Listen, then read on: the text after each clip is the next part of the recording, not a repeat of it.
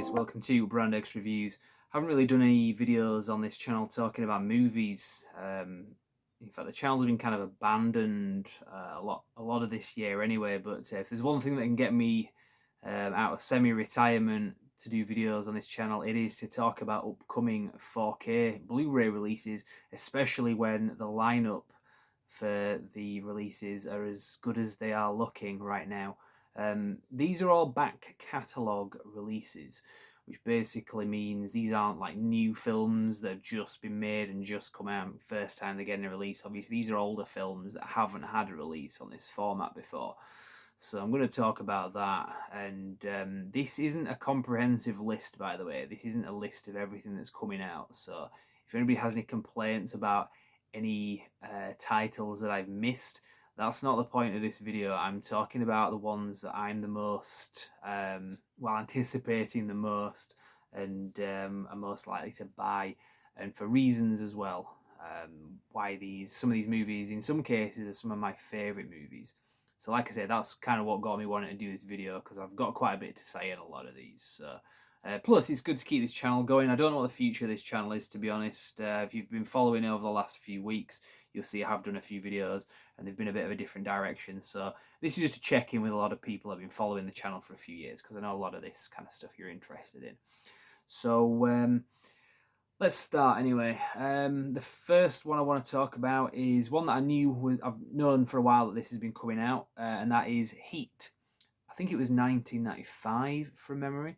This is a film that was directed by Michael Mann and starred Robert De Niro and Al Pacino. And this was a landmark movie as well, not just because it was a very good movie with a very good cast, but Al Pacino and Robert De Niro were obviously huge names, very well respected and admired, not just for the quality of the acting that they've done, but the movies that they've done as well were consistently good, and quite diverse range of types of movies that they did. Now, in more recent years, especially Robert De Niro has kind of fallen into disrepute, doing a lot of really crappy comedies and kind of phoning it in some cases. But back in their prime, in fact, I'll stop myself there. Their prime wasn't just for like a few years; it was decades. And for context, Al Pacino and Robert De Niro, this is the first film that they did together where they were on screen together, as far as I can remember anyway.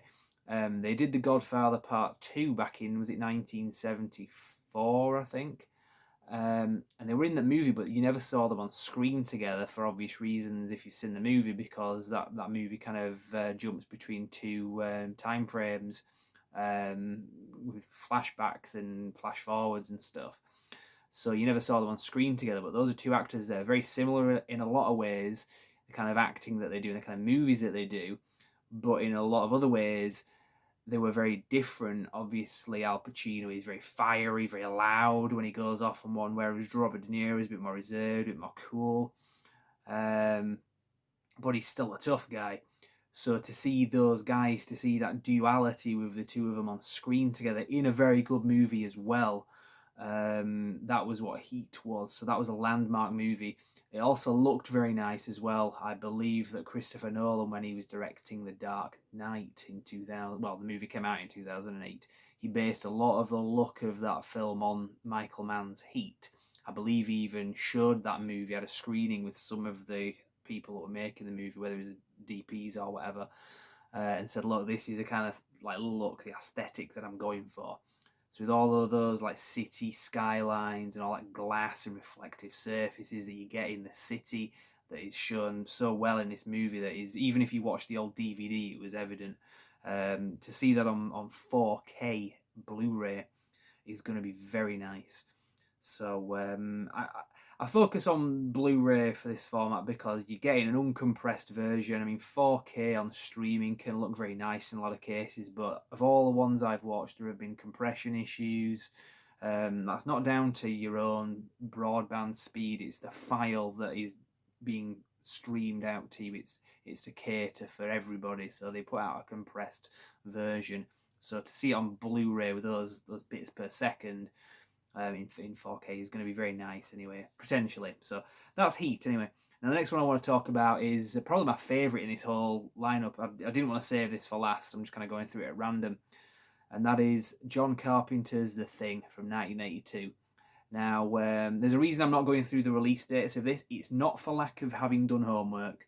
I've done videos on this in the past, and I've talked about release dates, but we're talking about between now and the end of the year, so release dates are fundamentally subject to change. I mean, even Snatch is coming out in 4K. That was supposed to be out already, and it's been delayed till the end of July. So that's the reason I'm not going through release dates. But let's just say between now and the end of the year. The Thing, John Carpenter, 1982. I'm going to own so many different versions of this movie. Last Halloween, every Halloween, myself and my co-reviewer, The Core, we do videos where we talk about horror movies, and last Halloween, on Halloween night itself, we talked about John Carpenter's The Thing. So I've talked about the movie there in great length, so that saves me doing it again here, but needless to say, on many different versions. This is one of the, I think it was like the second DVD I ever bought back in December 1999. I still own it. Sentimental reasons partly, but it had a lot of extra features. I don't think they were all imported across onto subsequent releases. And it was just the way it was all laid out, the nostalgia of it and stuff, having it on the DVD. That's why I kept it. I also have this version of the Thing, which comes with the 2011 movie. Not the best movie, but it's not the worst either. I will still watch it occasionally when I rewatch The Thing, which I usually do once a year. So you get a version of John Carpenter's The Thing on Blu-ray in that. That's one of the first times I had it on Blu-ray. Then a couple of years ago, or maybe a few years ago, 2016, 17, I can't remember, Arrow Video did a Blu-ray version of it. They tidied up the print, and it's a very nice version of this, so I upgraded. So this is again just a Blu-ray, but it will potentially be the inferior one when the 4K comes out, which I will be getting. So I will own so many versions of this. Even the original one from 1952, I think it was. That was obviously this one. I've got a couple of different versions of this. The DVD of it, you get the colour version and the black and white one, and also there's a commentary track from John Carpenter as well, who was obviously a fan of this. And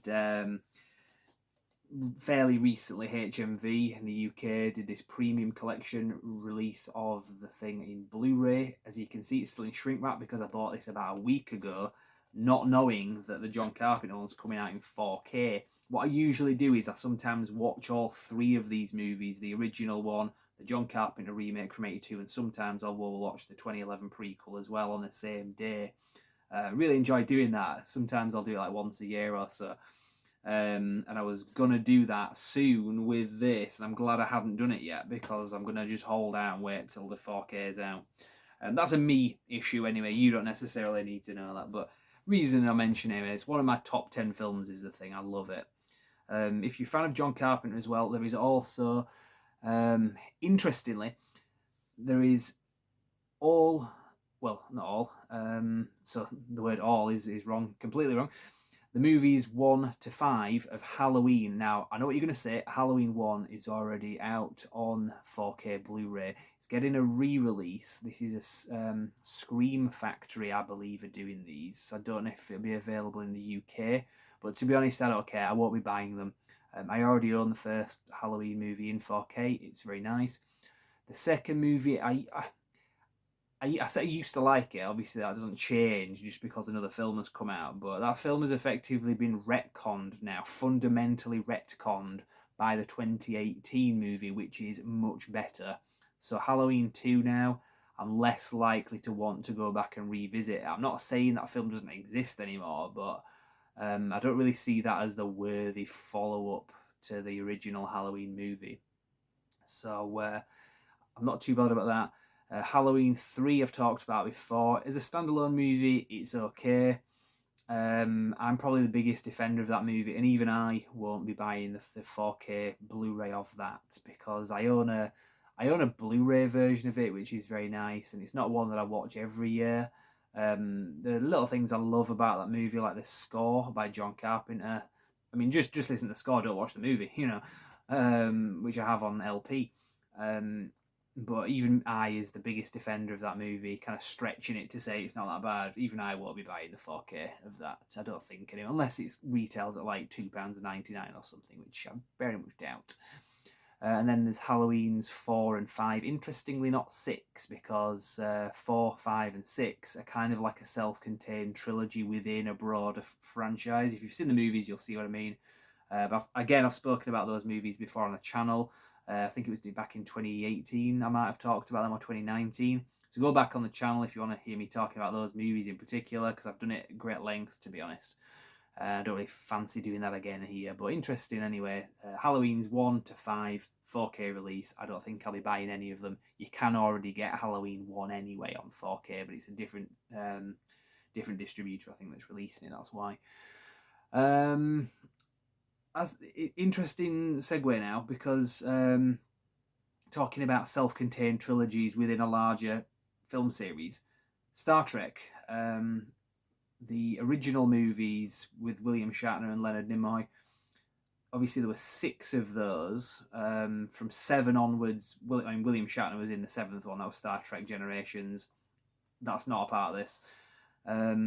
Only Star Trek's 1 to 4 are getting a 4K release, which is interesting because Star Trek's 2, 3, and 4 are a self-contained trilogy, similar to what I was saying about those Halloween movies. But the Star Trek movies are a lot better. Now, this will be interesting. I don't know the full details on this. Again, you can say, well, you should have done some research because your video is excluding it. I don't know for fact. I've heard a few different things, but I'm not 100%. There are different cuts of these movies. I'll go through in order. Well, 1 and 2 anyway. The first film, Star Trek the Motion Picture, released in 1979. It did quite well financially, but critically, it had a lot of people that didn't like it and complained about it. They said it was too long. Some of the sequences were just silly. You just basically the spaceship was flying through space with lots of like music playing and nothing actually happening. It was more like an opera. I kind of like it for that, to be honest, but whatever. In 1999, I think it was the 20th anniversary.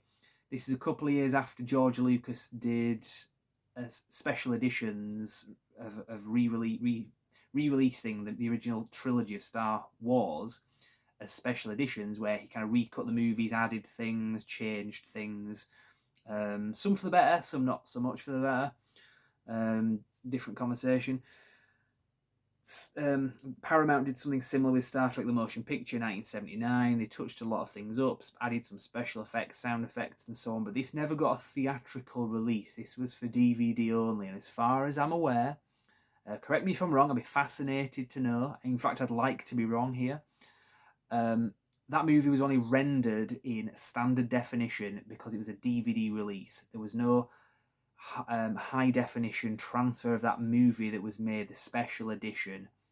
So you can't, well, you technically you could, but they won't release a standard def movie on a Blu-ray disc unless it's some kind of like extra feature to something that is in HD.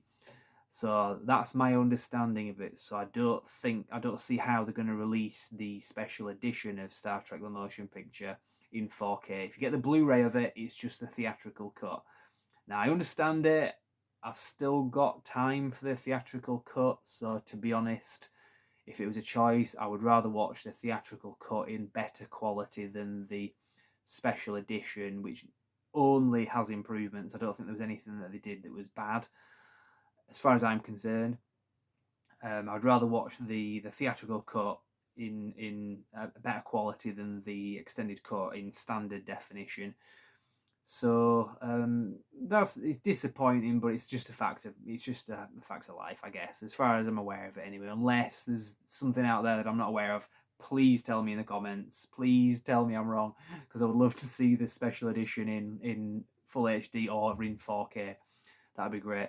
Star Trek 2 is interesting. When they released that initially on Blu-ray, from what I understand, if you get the box set of the original 6 movies, the second one is not the director's cut. Now, I've only ever known the director's cut when I had it on DVD and tape, I think, as well. But then when they released it on Blu-ray, it was just the theatrical cut, and there were things taken out of it. But they did release a Blu-ray of the director's cut, so it's possible that this 4K release is going to be the director's cut of Star Trek 2. That's the peak of that franchise as well, as far as a lot of people, including myself, concerned. Star Trek 2 Wrath of Khan is really good. Even if you're not necessarily a Star Trek fan, I think you can still enjoy it. And then there's 3 and 4. I don't think there's any issues with special editions or director's cuts of those. I think they just are what they are. But as for the other movies, 5 and 6, 5 is probably my least favourite of those 6 movies. 6 is a very good movie, The Undiscovered Country. But yeah, 5 and 6, and anything beyond that, any of the Next Generation movies, as far as I'm aware, there's no announcements for any 4Ks of those. But they may come in time anyway. So that's that anyway. What else have we got? I'll try to wrap this up. I'll try to blitz through this. There's Carlitos Way. Now, I was mentioning Al Pacino before with Heat. Now, Carlitos Way, it's a movie that was directed by a guy called Brian De Palma, who's a very good film director. If you've seen the movie Scarface with Al Pacino, he also directed that. So many people have seen the movie Scarface and love it, but not so many have seen Carlitos Way. It was only recently, in more recent times, that I saw that movie, maybe the last 10 years or so. Whereas obviously I'd seen Scarface when I was much younger, but Carlitos Way I hadn't. It's a very good movie, possibly underrated as well, because I know a lot of people that haven't seen it. Everybody's seen Scarface, but you say, well, have you seen Carlitos Way? Because it's the same film director and it's Al Pacino. And the people I know, I haven't seen that one. Give it a watch. It's a decent one, and it is coming out in 4K, so I will definitely be buying that. Highlander, that's getting a 4K release, interestingly. I don't know if that's coming out in the US, but obviously I live in the UK. It'll be a Studio Canal release from what I understand. They did the last Blu-ray version of that. There are a couple of different Blu-rays of that have come out over the years. One not so good as the other. I think Studio Canal did the most definitive version that I own. So that we're getting a 4K release of that anyway, so I'm very optimistic about that, because the Blu-ray itself, especially the better version of it, looks very nice. So that I'll be there day one for that, because Highlander, like The Thing, is in my top 10 movies, so that'll be a good one. Who Framed Roger Rabbit as well, that's getting a release in amongst all these. I'm sure that'll be very good, because it's a very colourful movie, and obviously 4K is to do with the high dynamic range of colours, so that's going to be really nice. Unbreakable, that's getting a 4K release, which is good, because the other 2 movies, Split and Glass, are in 4K, but Unbreakable is only Blu-ray, so it'll be nice to own all 3 on that format. Vicky, if you're watching this, you can keep the Blu-ray version that you borrowed and took to Leeds with you. Just the nerve of doing that, whatever. But you can keep it, don't worry, because I won't be needing it, I'll be upgrading. So that was that. From Dusk Till Dawn, that's a very good movie. Not in my top 10, but possibly in my top 20. I love that movie. If you're a fan of George Clooney, I know outside of movies he's a bit of a twat, politics and all that stuff. But if you're a fan of George Clooney, especially at his height in sort of like the late 90s, From Dusk Till Dawn is a really good one. I used to watch ER, and his character in that was a really cool character. And at the same time, he made From Dusk Till Dawn. And they always said that Dr. Ross in ER was the guy that would look after you in the hospital. The character of Seth Gecko that he plays in From Dusk Till Dawn, he's the guy that will put you in hospital. So it was good, because this was George Clooney at the height of his magnetism that he kind of had. So it was good to see 2 different performances. Obviously, you used to watching him on TV, and he'd been doing movies and TV for years and years and years. But it wasn't until he was in his late 30s, which I think really is when a guy is kind of at his peak in terms of just magnetism and so on. The reason I mention that, George Clooney is known for that, so this is literally him at that kind of era. So you got to see the nice, warm, friendly guy in ER, and then on the movie screens you got to see a really nasty version of him, but he's still really cool. He's the guy that you're kind of drawn to. So From Dusk Till Dawn in 4K, I think anyway, is going to be really nice. I don't know quite how the special effects are going to look in that movie, because they have some of them have dated pretty badly when you watch that movie. But to be honest, it's not that kind of movie that you watch for that anyway, so who cares? Another horror one from the mid-90s, Scream. Now, that's just it's just the first one, so as far as I'm aware for now, but that's interesting, because that was, obviously, most people have seen that movie, I don't really have to talk about it, but I love that film, I watched it when it came out, I was a big fan of it. There's also Home Alone 2, which is interesting because the first one you could get on 4K Blu-ray from a couple of years ago, maybe last year. The second one you can't even get in the UK anyway. You can't even get on a standard Blu-ray. You have to watch the old DVD. That's part of the reason why I didn't watch Home Alone in 4K last Christmas, because I would have wanted to watch the second one. I didn't really like the idea of going from a 4K movie to then like a crappy DVD. And I kind of thought maybe next year we'll at the very least have a Blu-ray of it. And as it turns out, we're getting a 4K Blu-ray of it, so that'll be very nice. I'm gonna watch those this Christmas.